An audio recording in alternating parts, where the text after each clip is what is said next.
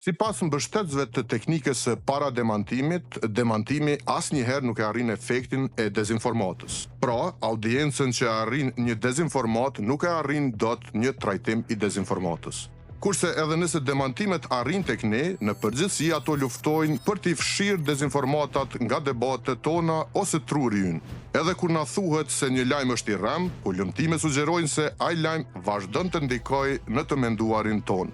Kjo metodë është një lloj vaksinimi i njerëzve kundër informacioneve të rreme ose mashtruese dhe është shumë e thjeshtë. Nëse u tregoni njerëzve shembuj të dezinformimit duke përfshirë temat që i prekin dhe teknikat që përdoren, ata do të jenë më të pajisur për t'i dalluar dezinformatat apo për t'i marrë informacionet me një dozë dyshimi.